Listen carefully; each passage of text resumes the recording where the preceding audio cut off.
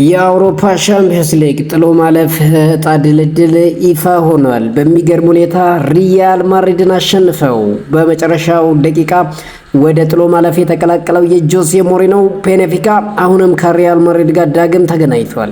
የአውሮፓ ቻምፒዮንስ ሊግ ጥሎ ማለፍ ተጋጣሚዎች ተለይተው ሲታወቁ ቤኔፊካን ከሪያል ማድሪድ፣ ሞናኮን ከፒኤስጂ፣ ካራባን ከኒውካስል ዩናይትድ፣ ጋላታሳራይ ከዩቬንቱስ፣ ዶርትሙንድ ከአትላንታ፣ ክለብ ብሩጅ ከአትሌቲኮ ዲ ማድሪድ፣ ፖዶ ግሊምት ከኢንተር ሚላን፣ ኦሎምፒያኮስ ከባየር ሊቨርኩሰን ዕጣ ድልድሉ ይፋ ተደርጓል።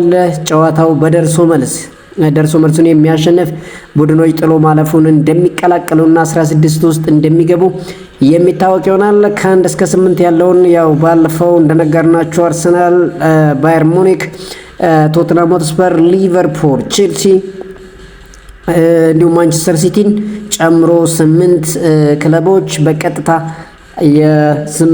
ወደ 8ቱ አልፈዋል። እነኚህ 16 ክለቦች ደግሞ በጥሎ ማለፍ ደርሶ መልስ ጨዋታቸውን አድርገው ያሸነፈው ክለብ ወደ ቀጣዩ ዙር የሚቀላቀል ይሆናል። ሰላም ጤና ይስጥልኝ የሮማን ዩናይትድ ቻናል ተከታታዮች እንደምን አላችሁ? ምሽት ላይ አሁን እየተሰሙ ያሉትን አጫጭር ዜናዎች ነግራችኋለሁ። የመርሳይዱ ክለብ ኤቨርተን የቼልሲውን የፊት መስመር ተሰላፊ ታይሬክ ጆርጅን የማስፈረም ፍላጎት እንዳላቸው እየተዘገበ ይገኛል። ቼልሲ የ19 ዓመቱን ተጫዋች ታሪክ ጆርጅ በዚህ ሳምንት ለመሸጥ ማቀዱ መዘገቡ ይታወሳል። ኤቨርተን ተጫዋቹን ለማስፈረም ከእንግሊዝና ከአውሮፓ ክለቦች ጋር ከፍተኛ ፉክክር ሊጠብቀው እንደሚችል ዘ አትሌቲክ እያስነበበ ይገኛል። ተጫዋቹ በዘንድሮ ውድድር ዓመት ቼልሲን በቋሚነት ተሰልፎ መጫወት የቻለው በ8 አጋጣሚዎች ብቻ መሆኑ ታውቋል። ኦስካር ቦብ በይፋ ፉላምን መቀላቀሉ እየተነገረ ይገኛል። የማንቸስተር ሲቲ ኖርዌያዊው የክንፍ መስመር ተሰላፊ ኦስካር ቦብ ማንቸስተር ሲቲን በመልቀቅ በይፋ ፉላምን መቀላቀሉ እየተነገረ ይገኛል። ፉላም ተጫዋቹን በ31 ሚሊዮን ዩሮ የዝውውር ሂሳብ ማስፈረማቸው ተገልጿል። ማንቸስተር ሲቲ ከተጫዋቹ ወደፊት ሽያጭ 20 በመቶ ድርሻ እንደሚኖራቸው እየተዘገበ ይገኛል። የ22 ዓመቱ ኦስካር ቦብ በፉላም የ5 ዓመት ኮንትራት ሲፈርም የክለቡ 14 ቁጥር ማሊያን እንደሚለብስ እየተነገረ ይገኛል። ዓላማችን 4 ውስጥ ማጠናቀቅ ነው ይላል አርኔ ስሎት። የመርሲሳይዱ ክለብ አሰልጣኝ አርኔ ስሎት ሊቨርፑል በቀጣይ የሚያደርጋቸው ጨዋታዎች ወሳኝ ናቸው በማለት እየተናገረ ይገኛል። 4 ውስጥ ማጠናቀቅ ማሳካት የምንፈልግ ከሆነ ጠንክረን መስራት አለብን የሚለው አርኔ ስሎት ነገር ግን እያንዳንዱ ጨዋታ ከመቼውም የበለጠ ወሳኝ ናቸው በሚል ተናግሯል።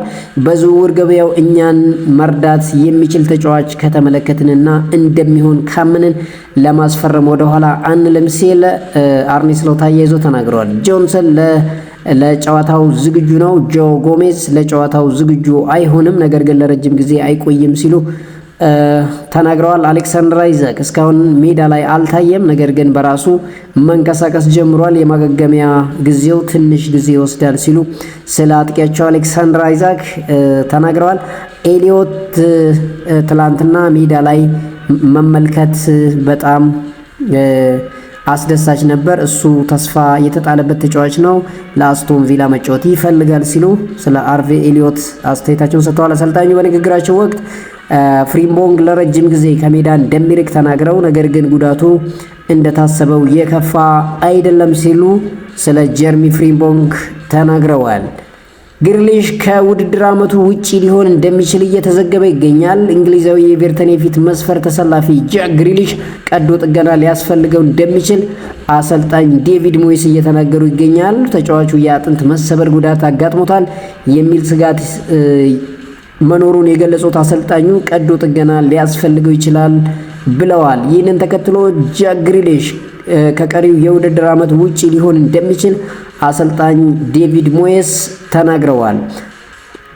የአርሰናል ተከላካይ ዊሊያም ሳሊባና ጁሪያን ቲምበር ለሊድስ ዩናይትዱ ጨዋታ ዝግጁ መሆናቸውን አሰልጣኝ ማይክል አርቴታ ተናግረዋል። ሁለቱ ተጫዋቾች ሮብ በተደረገው የቻምፒዮንስ ሊግ ጨዋታ እረፍት ተሰጥቷቸው እንደነበር ይታወሳል። አሰልጣኝ ማይክል አርቴታ ክለቡም ካይ ሃቨርትዝ በጨዋታው በቋሚነት ለመሳተፍ ብቁ መሆኑን አረጋግጠዋል። የሊጉ መሪ አርሰናል ነገ ከቀኑ 12 ሰዓት ከሊድስ ዩናይትድ ከባድ ፍልሚያ ይጠብቀዋል። እንግዲህ ሊድስ ዩናይትድ አስቸጋሪ ክለብ እንደሆነ ተመልክተናል። አርሰናል ምናልባት 3 ጨዋታዎችን አላሸነፈም። ነገን ነጥብ የሚጥል ከሆነና ማንቸስተር ሲቲ የሚያሸንፍ ከሆነ አደጋ ውስጥ እንደሚገባ ምንም ጥርጥር የለውም።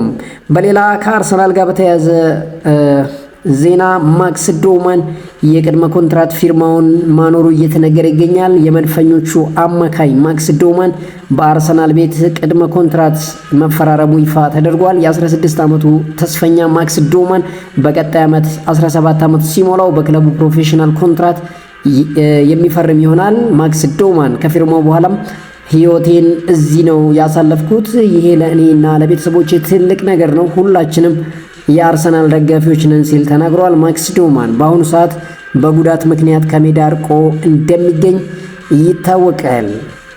የሆላንዱ ክለብ ፌኖርድ ዋና አሰልጣኝ የሆኑት ሮቨን ቫን ፐርሲ ልጃቸው ዣኩዌል ቫን ፐርሲ ትላንት ምሽት ከባድ የጉልበት ጉዳት እንዳጋጠመው ይታወቃል።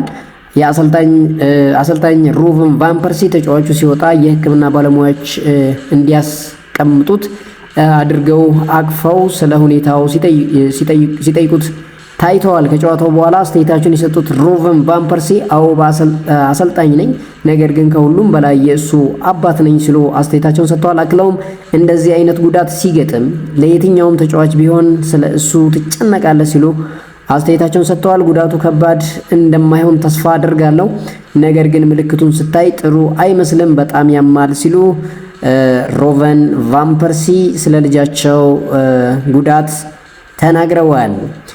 ስማቸው ከሪያል ማድሪድ ጋር እየተያዘ የሚገኘው ኡናይ ኤምሬ አስተያየት ሰጥተዋል። የአስቶን ቪላው አሰልጣኝ ስፔናዊ አሰልጣኝ ኡናይ ኤምሬ ስማቸው በስፔኑ ክለብ ሪያል ማድሪድ ጋር እየተያዘ ይገኛል። ስለ ዜናው የተጠየቁት አሰልጣኝ ኡናይ ኤምሬ በዚህ ጉዳይ የምለው ነገር የለም ሲሉ ምላሳቸውን ሰጥተዋል። አስቶን ቪላ ትላንት ምሽት ስላቪያ ብርሃን ጋር ሳልዝበርግ ጋር ያደረገውን ጨዋታ 3-2 በማሸነፍ የዩሮፓ ሊግ ጥሎ ማለፉን መቀላቀሉ ይፋ እንደሆነ ይታወቃል። አስቶን ቪላ ከ8 ጨዋታዎች 7ቱን በማሸነፍ በ21 ነጥቦች ሁለተኛ ደረጃን ይዞ ቀጥታ ማለፍ ችሏል።